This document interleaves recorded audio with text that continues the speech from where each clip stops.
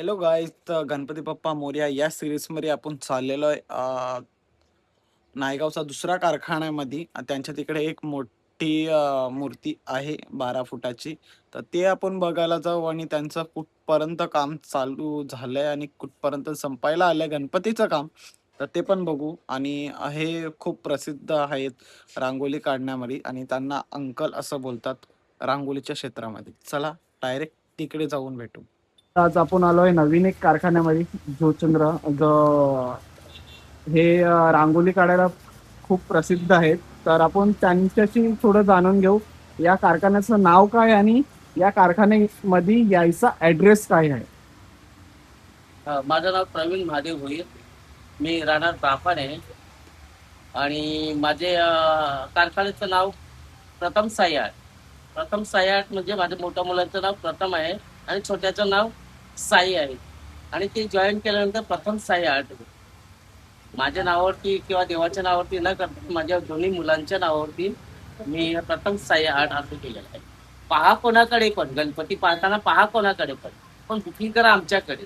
म्हणजे तुम्ही कोणत्या पण कारखान्यात जा, तिथे बघा, आवडले तर घ्या, नाही आवडली तर आपला कारखाना तर आहेच, तिथे बघा. म्हणजे पहा कोणाकडे पण बुकिंग करा आमच्याकडे, हे माझं ब्रीद वाक्य आहे.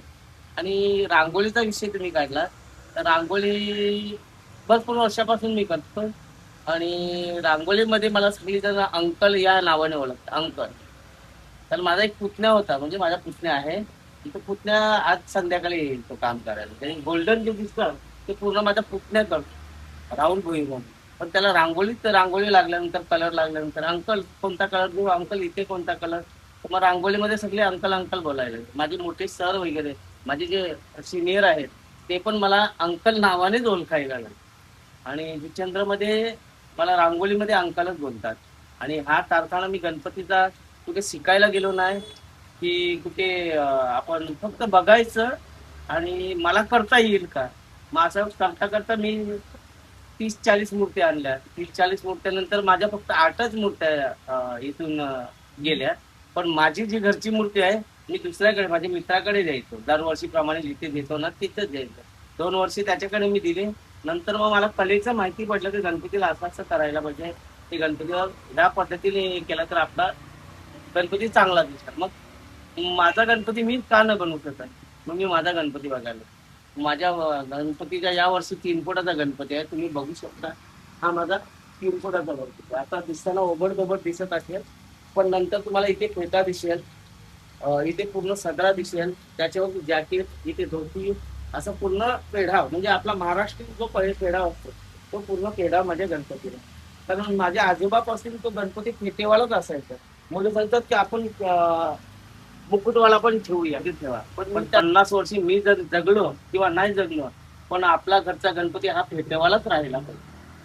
आणि चंद्रमध्ये जर बघायला गेलं तर 14 ते 15 कारखाने आहेत गणपतीचे. आणि मी मोठेपणा नाही सांगत, कारण मला काय गणपतीचे जास्त काय समजत नाही. पण 2 वर्षापासून माझा मुलगा शेडिंग वगैरे करतो, जिथे शेडिंग पाहिजे, आखणी वगैरे माझा मुलगाच करतो. छोटा मुलगा, त्याचं नाव साई आहे. आणि मोठा मुलगा जे ज्वेलरी आपण नंतर पाहू शकता, ज्वेलरी आणि कपडे माझे दोन्ही मुलं करतात. आणि तुमच्या समोर दिसतोय हा दरवर्षीप्रमाणे, म्हणजे आता या वर्षी मला वाटतं त्या मंडळाचा 16वं वर्ष होती. ते अशा अचानक आलेले आणि त्यांना पंचमुखी हनुमान आवडलेला. ह्या जागेवरतीच पंचमुखी हनुमान आवडलेला आणि त्यापासून त्यांनी माझ्या कारखान्याशी संबंध ठेवला. आता 15 ते 16 वर्ष झालेले आहेत. हा गणपती गेल्या वर्षी 10 फुटाचा चिंतामणी हा होता आणि या वर्षी हा 12 फुटाचा गणपती आहे.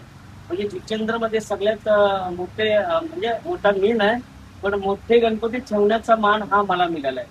म्हणजे 1 फुटापासून ते 12 फुटापर्यंत माझ्याकडे असतात. दुसऱ्या माझे मित्र आहेत ते कारखानेवाले, त्यांच्याकडे मातीचे असतात, पिळकूचे असतात. त्यांच्याकडे 4 फूट या 5 फुटापर्यंत जे मूर्ती असतात ते असतात.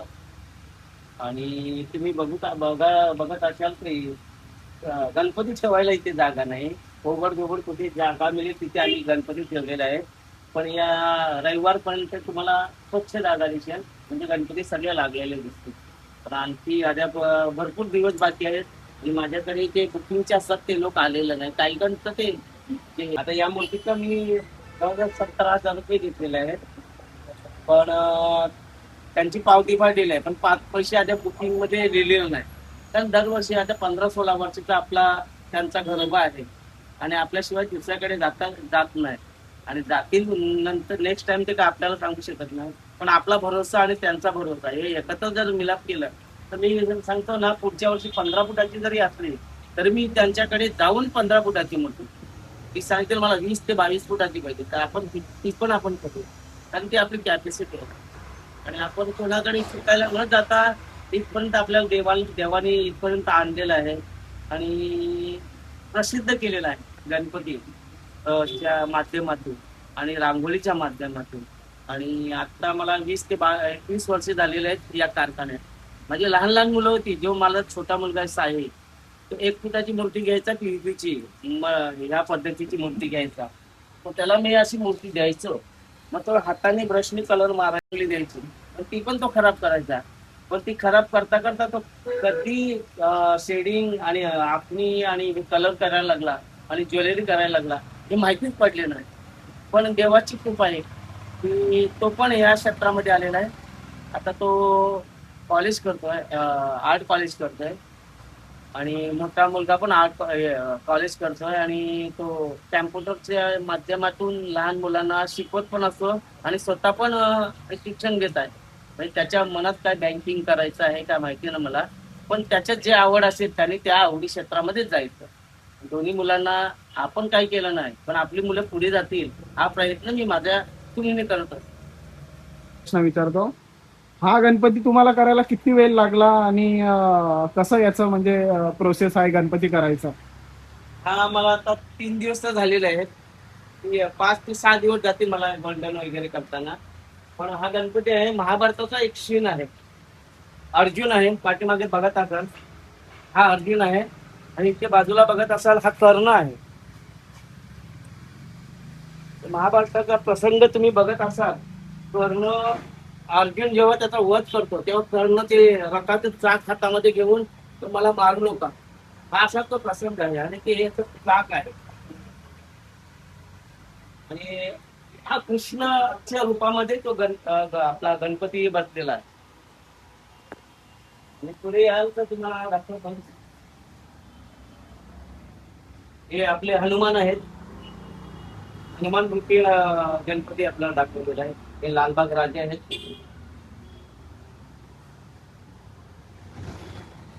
हा चिंतामणी आहे आणि हे पूर्ण लालबाग राजे आहेत.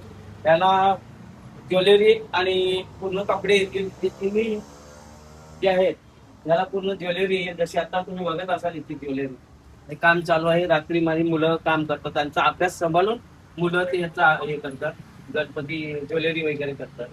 आणि याची आखणी वगैरे माझा छोटा मुलगा करतो, शेंडिंग वगैरे. आणि इथे बघत असाल गणपती ठेवायला जागा नाही, गल्ली गल्लीतून तुम्ही येत असाल. हे आमचे गणपती आहेत.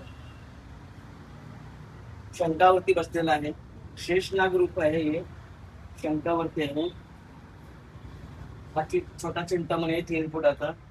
इथे लालबाग, माझ्याकडे लालबाग हे 1 फुटापासून तर 5 फुटापर्यंत लालबाग असतात. आतमध्ये तुम्ही बघत होता दिसते ते.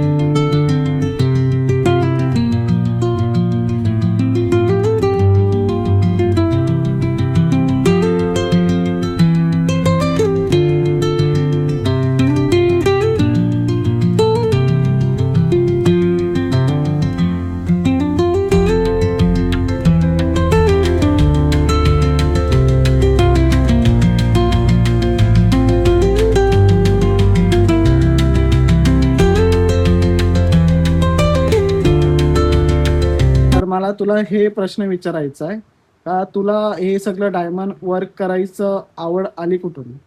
मी लहानपणापासूनच बघत आलेलो. काम आणि तिथूनच मला आवड निर्माण झाली गणपतीची. मग आधी मी कलर करायचो, मग हळूहळू डायमंड वर्क शिकलो आणि मग पुढे कंटिन्यू केलं.